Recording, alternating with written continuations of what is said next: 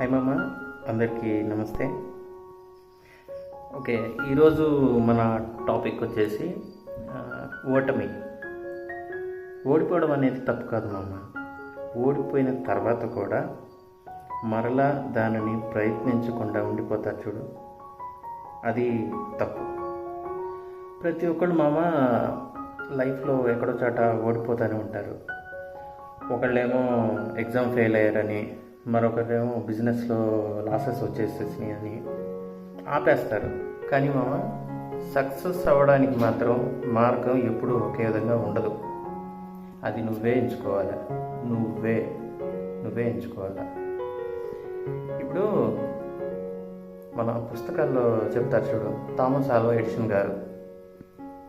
ఆయన ఎన్నిసార్లు బల్బు కనిపెట్టుంటాడంటావు?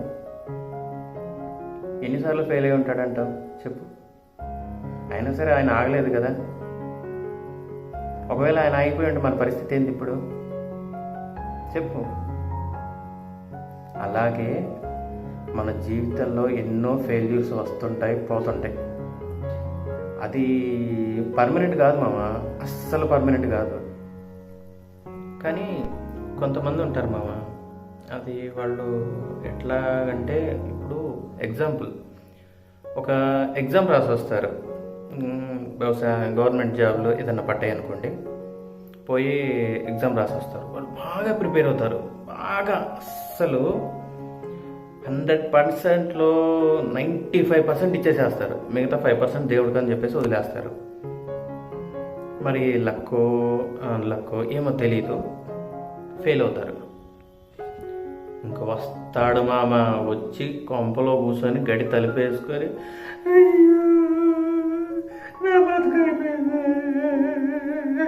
ఇంకా నేనేం చేయను ఇట ఏడుస్తూ ఉంటాడు. ఎందుకు మామ అంతగా? అసలు నాకు తెలియక అడుగుతాను, అసలు ఎందుకు అట్లా ఏడిస్తే ఏమొచ్చింది? ట్రై చేసావు, అది వల్ల కాలేదు, ఇంకో దానికి ట్రై చేయి. మామ. చేస్తానే పో. ఏదో ఒకటి లైఫ్లో సక్సెస్ తగిలిద్ది కదా.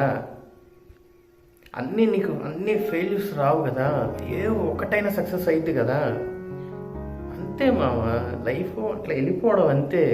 ప్రతి దానికి అయ్యో ఇదైపోయింది అని చెప్పేసి ఏడుతా కూర్చోవడం కాదు. అంతే, చిన్న లైఫ్ మామ. ప్రతిదానికి ఇబ్బంది పడి మాకండి, ముందుకు వెళ్తానే ఉండండి.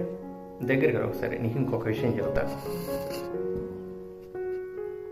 ఫెయిల్ అయ్యారు అని అంటే ఆ కిక్ వేరబ్బా.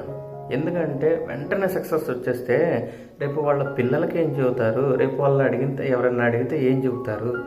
వెంటనే సక్సెస్ ఎవరికి రాదు. అది వచ్చినా అంత సాటిస్ఫాక్షన్గా ఉండదు.